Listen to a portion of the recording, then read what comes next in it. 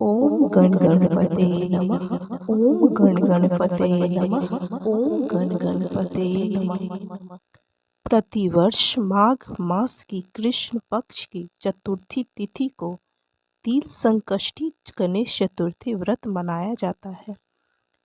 इस वर्ष तिल संकटा चौथ 10 जनवरी 2023 को है। इस दिन रात्रि के समय चंद्र को अर्घ्य देने के बाद ही महिलाएं व्रत खोलती हैं। संकट चतुर्थी के दिन महिलाएं सुख, सौभाग्य, संतान की समृद्धि और सर्वत्र कल्याण की इच्छा से प्रेरित होकर व्रत रखती है। पद्म पुराण के अनुसार इस व्रत को स्वयं भगवान श्री गणेश ने माता पार्वती को बताया था। वैसे तो हर महीने की कृष्ण पक्ष की चतुर्थी गणेश चतुर्थी कहलाती है, लेकिन माघ मास की चतुर्थी तिल संकटा चौथ कहलाती है। पद्म पुराण के अनुसार आज ही के दिन कार्तिकेय के साथ पृथ्वी की परिक्रमा लगाने की प्रतिस्पर्धा में उन्होंने पृथ्वी की बजाय भगवान भोलेनाथ और माता पार्वती की 7 बार परिक्रमा की थी।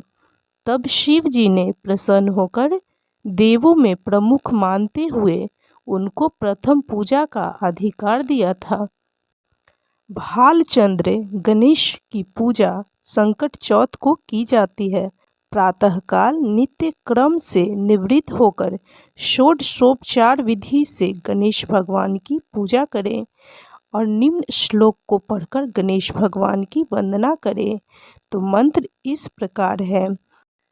गजानन भूत गणाधि सेवितं कपितजम्बूफलचारुभक्षणं उमासुतं शोक विनाशकारकं नमामि विघ्नेश्वर पादपंकजम्।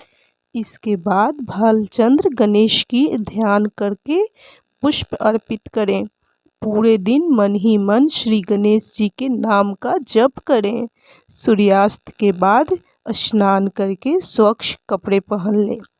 अब विधि पूर्वक श्री गणेश जी का पूजन करें। एक कलश में जल भर कर रखें। धूप दीप अर्पित करें। नैवेद्य के रूप में तिल तथा गुड़ के बने हुए लड्डू, ईख, शकरकंद, गुड़ तथा घी अर्पित करें।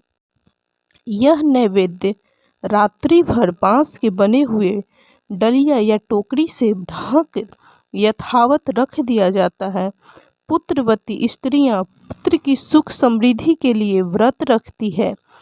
इस ढके हुए नैवेद्य को पुत्र ही खोलता है तथा भाई बंधुओं में बांटता है। ऐसी मान्यता है कि इससे भाई बंधुओं में आपसी प्रेम की भावना में वृद्धि होती है। श्री गणेश पूजन के बाद चंद्रमा को कलश से अर्घ्य अर्पित करें। धूप दीप दिखाएं। चंद्रदेव से अपने परिवार के सुख, शांति और समृद्धि के लिए प्रार्थना करें। इसके बाद एकाग्रचित्त होकर कथा सुने अथवा सुनाएं। उसी उपस्थिति जनों में प्रसाद बांट दें। तो बंधुजनों, चलिए अब हम तिल चौथ की कथा सुनते हैं। तो बोलिए ओम गण गणपते नमः। ओम गण गणपते नमः। ओम गण गणपते नमः। किसी शहर में एक सेठ सेठानी रहते थे। उनकी कोई भी संतान नहीं थी। इससे दोनों जने दुखी रहते थे। एक बार सेठानी ने पड़ोसियों की स्त्रियों को तिल चौथ व्रत करते हुए देखा तो पूछा, आप किस व्रत को कर रही हैं? इसके करने से क्या लाभ होता है? औरतें बोली कि यह चौथ माता का व्रत है। इसको करने से धन, वैभव, पुत्र, सुहाग आदि सब कुछ प्राप्त होता है। घर में सुख शांति का वास होता है। तब सेठानी बोली कि यदि मेरे पुत्र हो जाएं तो मैं चौथ माता का व्रत करके 1.25 किलो तिलकुटा चढ़ाऊंगी। कुछ दिन बाद में वह गर्भवती हो गई। तब भी वह भोग नहीं लगाया और चौथ माता से बोली कि हे चौथ माता, यदि मेरे पुत्र हो जाएं तो मैं 2.5 किलो का तिलकुटा चढ़ाऊंगी। गौरी पुत्र गणेश जी व चौथ माता की कृपा से उसको पुत्र रत्न की प्राप्ति हुई, पर उसने तिलकुटे का भोग नहीं लगाया। फिर जब वह लड़का बड़ा हुआ तो सेठानी बोली कि इस लड़के का विवाह तय हो जाए तो 5.25 किलो का तिलकुटा चढ़ाऊंगी। भगवान गजानन व तिल चौथ माता की कृपा से सेठानी के पुत्र की सगाई अच्छे कुल की कन्या से हो गई और लग्न मंडप में फेरे होने लगे। लेकिन दुर्भाग्यवश सेठानी फिर भी चौथ माता के तिलकुटे का भोग लगाना भूल गई। तब चौथ माता व श्री भगवान गणेश उस पर कुपित हो गए। अभी फेरों के वक्त में 3 ही फेरे हुए कि चौथ माता अपना कोप दिखाई और दूल्हे राजा को उठा के ले गई और गांव के बाहर पीपल के पेड़ पर छिपा दिया। सब लोग अचंभे में रह गए कि एकाएक दूल्हा कहाँ चला गया। कुछ दिन बाद वह लड़की गणगौर पूजने जाते हुए उस पेड़ के पास से निकली तो पेड़ पर से दूल्हा बना हुआ लड़का बोला, आओ आओ मेरी अधब्याही पत्नी आओ। तो वह भागी हुई अपने घर गई और अपनी माता को सब घटना कह सुनाई। यह समाचार सुनते ही सभी परिवारजन वहां पहुंचे और देखा कि यह तो वही जमाई राजा है जिसने हमारी बिटिया से अधफेरे खाए थे और उसी स्वरूप में पीपल पर बैठे हैं। तो सभी ने पूछा कि आप इतने दिनों से यहाँ क्यों बैठे हैं, इसका क्या कारण है। जमाई राजा बोले, मैं तो यहाँ चौथ माता के गिरवी बैठा हूँ।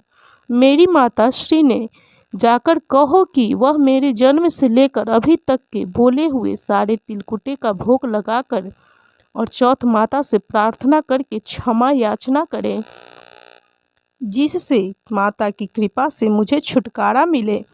तब लड़के की सास ने अपनी समधन को जाकर सारा हाल सुनाया। तब दोनों समधनों ने 1.25 मण का तिलकुटा श्री शंकर सुवन गणपति भगवान व चौथ माता को चढ़ाया।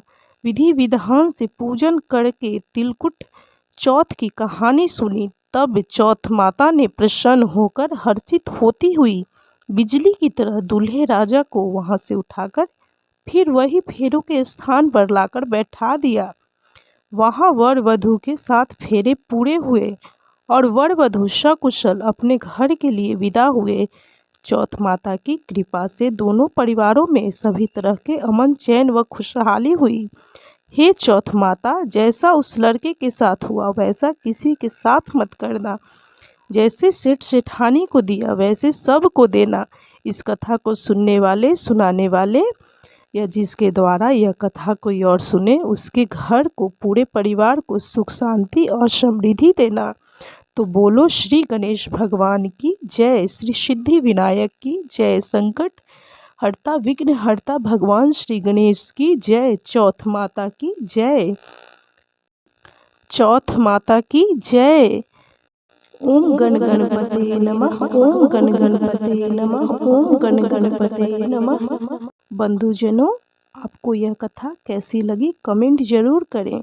यदि आपको यह कथा अच्छी लगी हो तो कृपया लाइक कीजिए, शेयर कीजिए और चैनल को सब्सक्राइब करना बिल्कुल भी ना भूलें। और जितना हो सके इस कथा को शेयर कीजिए। यदि आपके द्वारा इस कथा का महत्व कोई और भी सुनेगा तो उसका पुण्य फल भी आपको जरूर प्राप्त होगा।